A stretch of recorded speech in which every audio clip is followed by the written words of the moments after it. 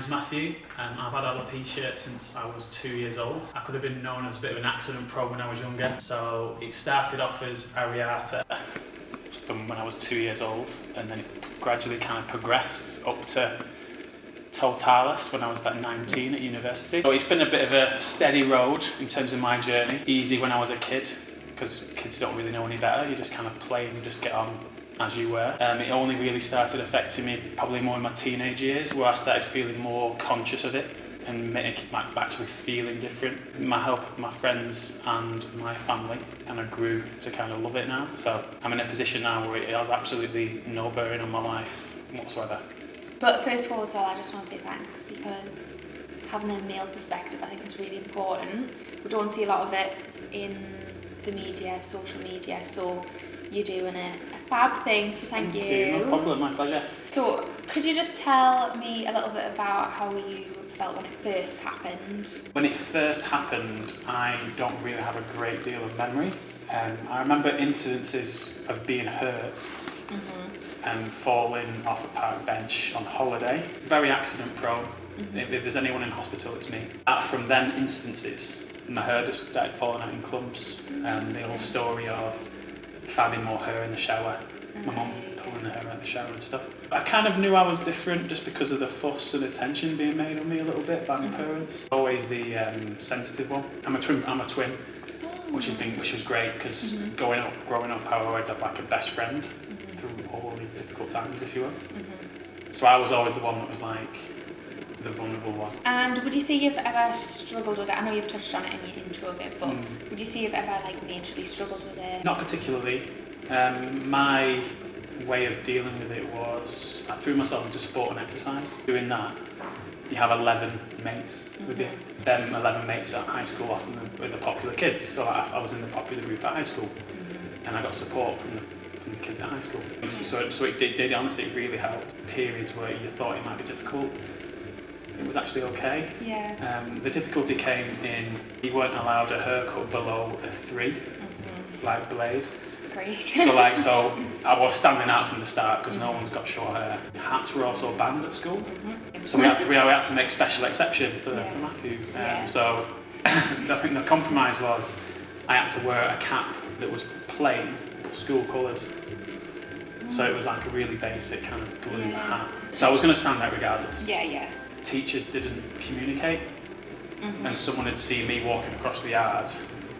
Oi, take that hat off. Next 300 kids turn around to look who's wearing a hat, and it's me taking my hat off with all my bald head in the middle of the schoolyard.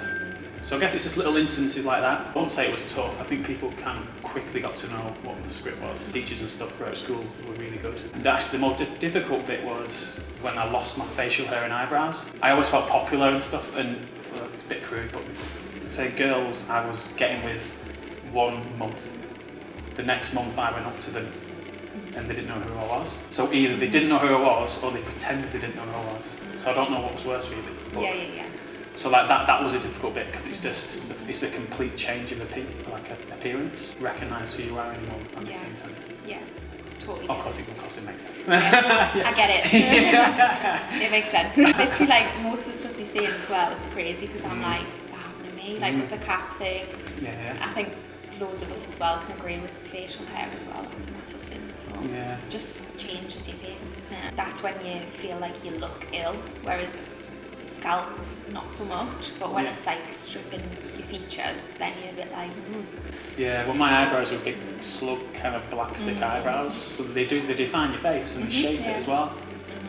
Obviously it seems like you have coped pretty well with it, I would say. I was just going to say, like, would you say there's any positives? There's more positives now, in the position I'm in. I would not go back now. If someone said, like, these new drugs, would you take them? I'd be absolutely no, I'd rather not. I'm completely comfortable where I am now. If anything, it makes my life better. Just getting ready for things. I'm just ready in 2 minutes. Yeah. It's the best, honestly. The only negatives I have now is I get stuff in my eyes all the time. Yeah. Because I've got no eyelashes, nothing's there to protect it. And when I exercise, sweat just runs in it as well. Yeah, and they're that very, very minor negatives now. But mostly positives. Yeah, that's good. It is thought that male hair loss is more socially accepted and therefore easier. Would you agree? Two angles. I agree, it is more social acceptable to be bald as a male. Because of that, I think it's harder. I don't think there's anywhere to hide, expected to cope with it. Just deal with it. Males go bald, crack on. And I don't think that's a healthy kind of mindset to have.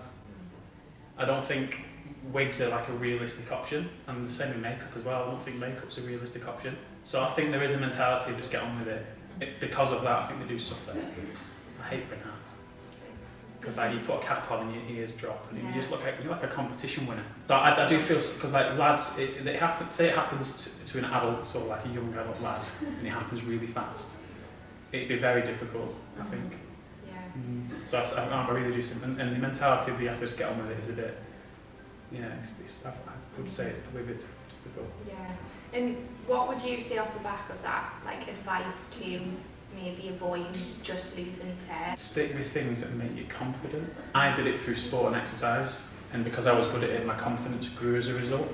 So if you're into music or makeup or art or whatever it is, I'd focus on things that make you happy. Throw yourself into stuff that make you uncomfortable. When that period before, my toughest period when my facial hair went, I didn't want to go out into Preston anymore.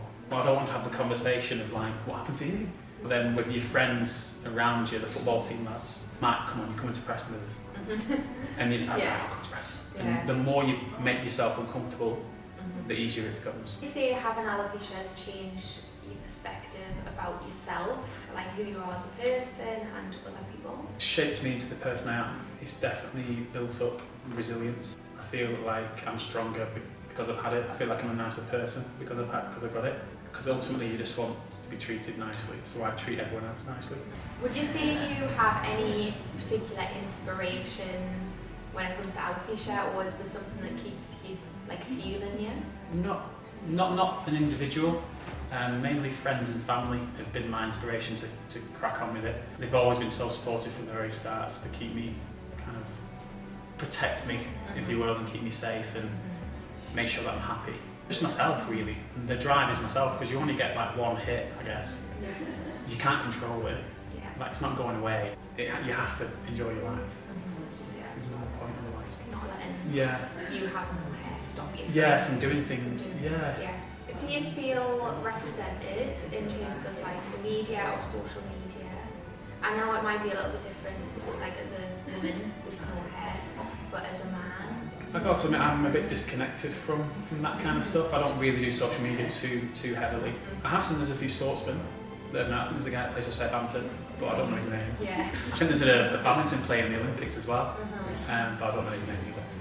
Bald men, I guess, there's loads of bald men in the movies and stuff. I guess there's always more that can be done. The more kind of information out there about it, the better, really.